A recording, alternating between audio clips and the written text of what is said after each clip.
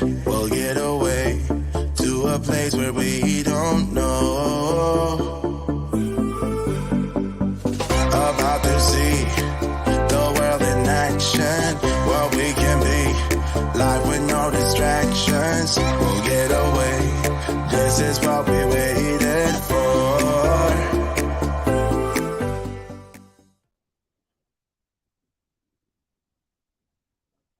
All right, hello everybody. So I'm Justine, welcome.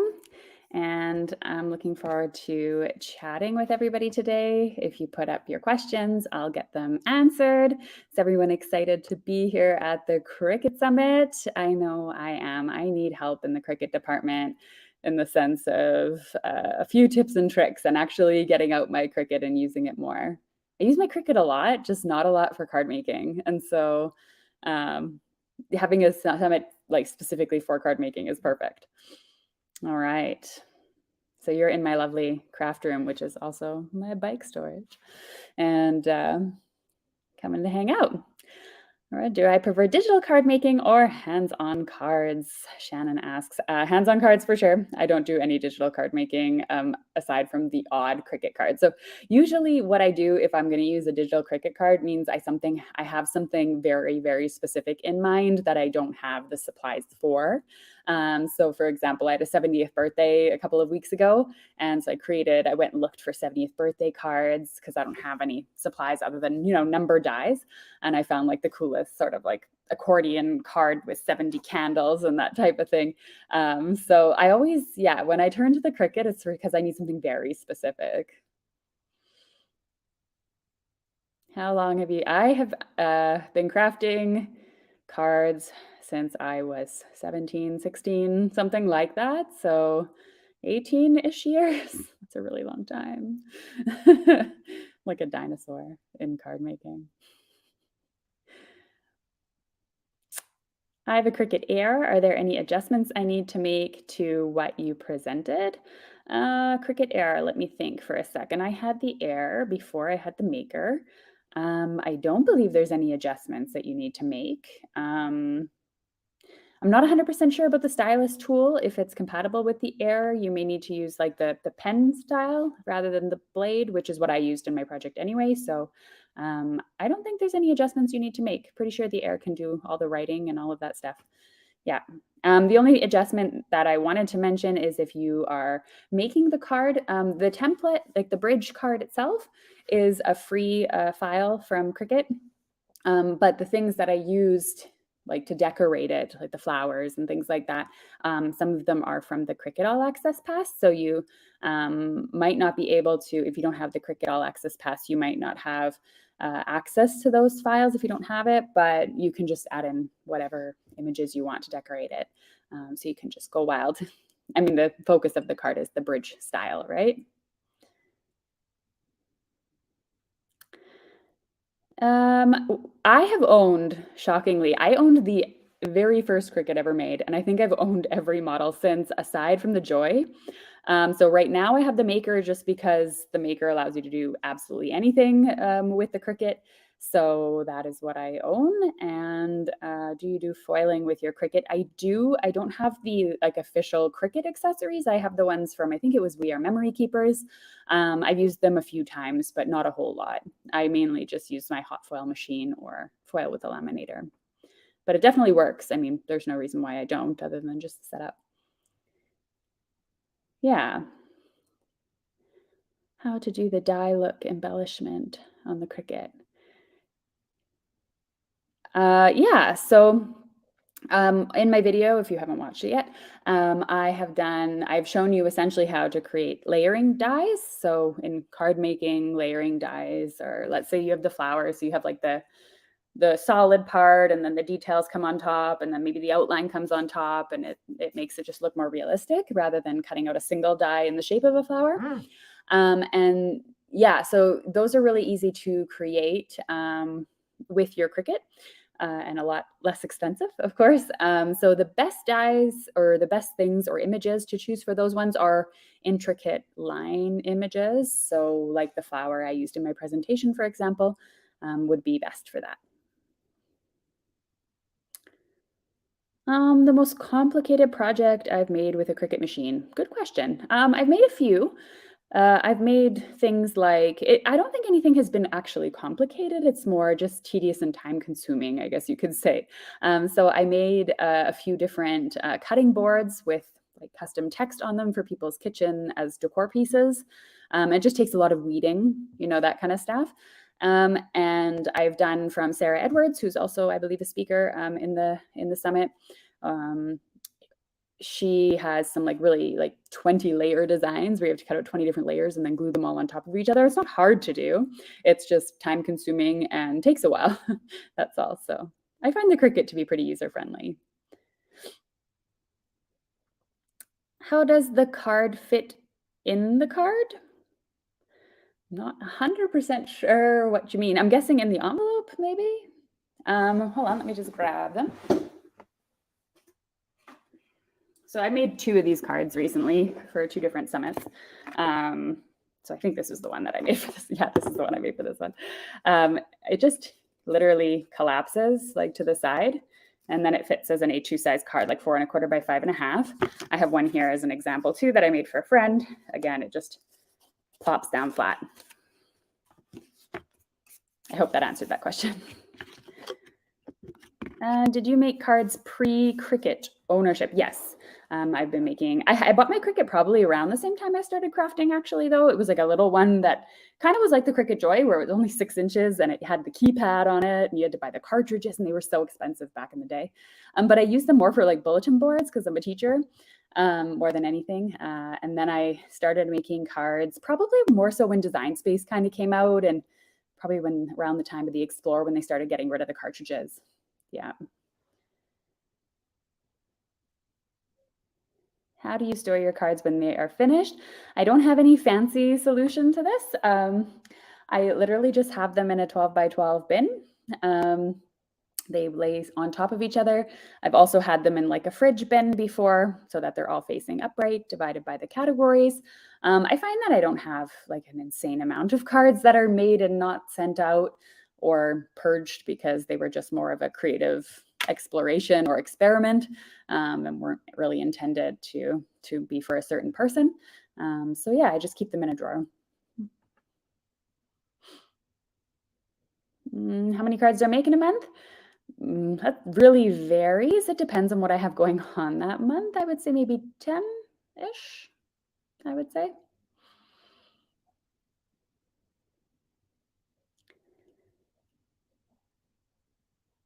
Yes, I use the Cricut to make my sentiments for my project. Yes. They were, I had an image that was a draw image on one of them that was the happy birthday. And then I used the writing feature or the pen feature with the text button for mom, or if you're looking at, yeah, depending on the card you're showing. So yeah, it's just like that. Yeah. Do I have any charities? So that's going to really vary by your country where you're located. So I'm located in Germany. So I don't think sharing that's going to be all that helpful. I don't donate to any charities here personally. I usually just kind of pile them on a table and let my staff take them, colleagues and things like that.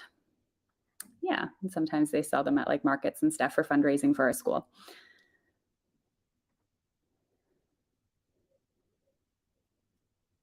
I generally create for me. I think that's something that I like to make pretty clear when I'm creating cards.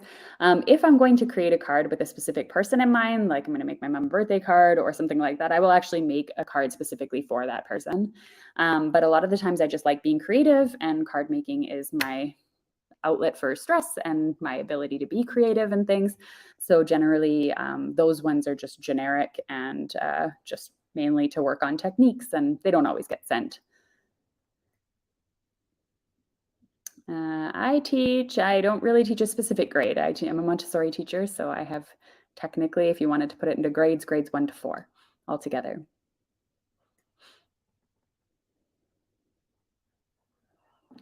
to make the envelope with the Cricut when you make the card, or do you already have the envelope and make the card according to your envelope size? That's going to depend on the size of the card. If the card comes out as a standard A2 size card, then I'll just use a pre-made envelope. It's easier. And if the card is a specific size that I need or something other than an A2, then I'll use the Cricut to make it. Yeah. I would like to do sentiments for the front of my cards. Is that hard to do? I don't have access on Cricut. I don't think you need to have access on Cricut to do text or sentiments for the fronts of your cards because you are allowed to use fonts from your computer. So I think that feature is available if you don't have Cricut access. And it's not hard. It can be a little bit hard to find a sentiment or a font. A lot of the times when you switch it to pen mode, it creates almost like it does the outline of the font of the letter. So it doesn't just write it smoothly in one go if it's on the thicker side. So sometimes that can be a little bit annoying trying to find the right one, but difficult is not, no. Do I stamp anything on the back? I used to have a handmade with the Handmade by Justine stamp, like a custom one. But then I realized there's a typo in it. I sent it out for years before someone pointed it out. And I don't have anything now, so not really. Sometimes I'll sign the back of the card, but I don't. Best place to buy envelopes? Good question. I mean, if they're just white envelopes, I just kind of get them on Amazon usually, but Hero Arts makes some really nice ones. I often get mine from scrapbook.com because you can get them in the Nina Solar white color, which is the white cardstock that I use most often. So I like the fact that I could get a white that matches because I'm picky like that. Yeah.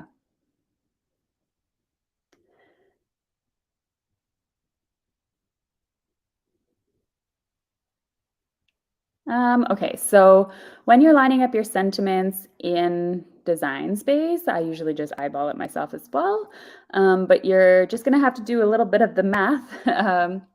So you have an X and Y graph, like axis, and then you have to figure out the coordinate points for the middle of your card. And then if you don't want it to be crooked, there is, I believe, like a degree, like how many degrees it's on, I think, in Cricut Design Space. That can help with that.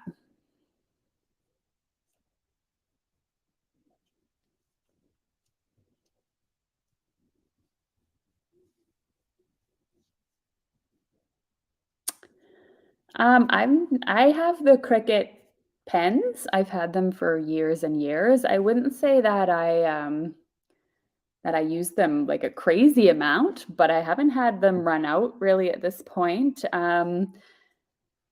It could be your climate. I'm not too sure, but generally I don't have an issue with it. I obviously don't leave them in my machine with the cap off. I take them out every time. But I haven't had an issue with the Cricut brand of pens at all. The sublimation pens, I think I had an issue with a little bit, but the regular ones I don't.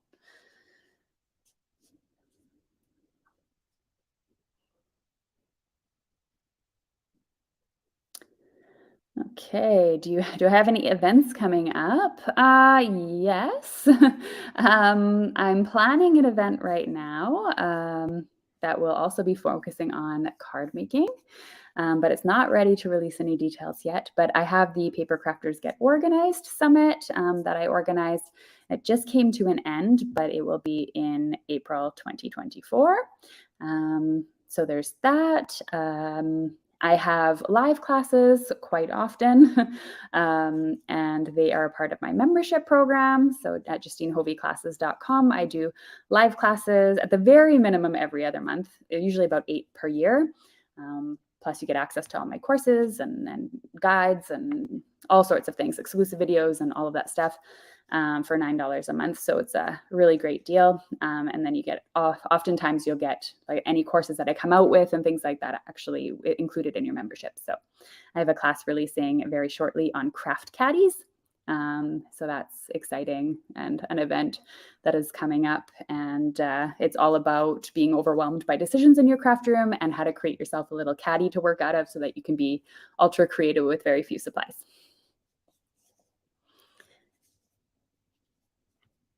Okay, so this is a little bit different. So I can tell you the question in two parts. How I plan a card if I'm using the Cricut, and how I plan a card if I am using, if I'm just paper crafting hands-on. So if I'm paper crafting hands-on, there's usually some specific product that I've reached for. It's either a certain stencil, a certain die, or a certain stamp set that I want to use. And then I just have it come together. So I just have that one supply in mind and start grabbing things to combine with it. And I wouldn't say the Cricut works a whole lot differently. So like I said at the beginning of the video, usually if I'm pulling out my Cricut, I have something very specific in mind that I want to make. And so it will be a certain occasion. So a lot of the times I just go on the search in Cricut Design Space or under projects on Cricut Design Space. Since I have the subscription, I can pick anything to really make there. And I will pick something and then start. Sometimes I won't even alter it. I'll just make it as is. But yeah, that's generally how I get started. Don't put a lot of thought into it. I just go.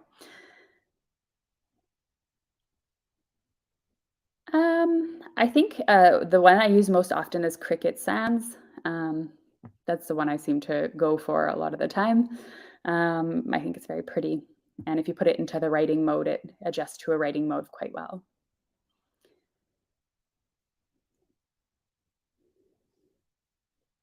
I think it would be helpful to know why your sentiments on the Cricut are super frustrating so that I can help a little bit more with the question. So Anita, if you can specify what you're frustrated with, then I can offer a lot more tips. I'm guessing it has to do with like using the writing tool and picking the right font, because as I said, the first a million times I probably did it too. It was drawing the letter. So if it was even on the slightest bit of a thicker side, it was doing like the A, and then it was doing the inside of the A, and it was looking like bubble writing, but so thin that it was just sloppy. And it just has to do with hitting the filter and hitting the writing fonts generally help a lot with that. Do I teach children how to make cards? Yes. We usually make 100 Christmas cards for like sponsors for our school and things like that. I try to teach them techniques though that aren't necessarily like Cricut or stamping or whatever related. Like I try to encourage their own creativity, get them to draw their own images and things like that. Just yeah, it's just a whole part of the Montessori thing of not using like pre-printed images and things like that and letting the fantasy of the child come through. Oh, thank you, Suzanne. Yes, I launched my own craft products at the end of April. So things like stamps and dies and hot foil plates and that kind of stuff. And so that's what she's referring to. The Sunflower Smiles collection was my very first one. Do you have a favorite genre to create? I love Art Deco cards and steampunk.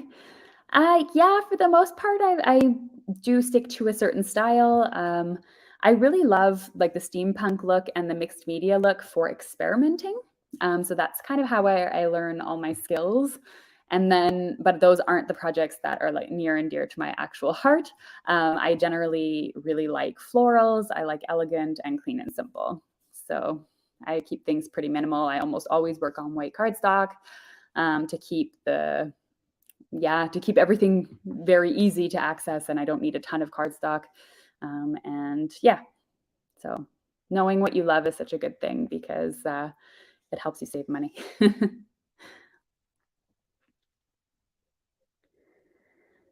I generally use, for the most part, the Cricut black pens. Sometimes I'll use a gold or a silver in my designs. Very rarely will I ever use a color, just because usually then I don't have the matching cardstock or, and in general, like even when I stamp, I use a lot of inks and a lot of color, but I don't use them necessarily for stamping like a sentiment or stamping an image. Usually I'm using that to like blend a background or something.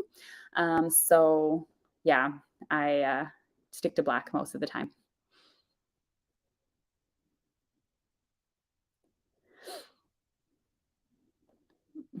Thank you.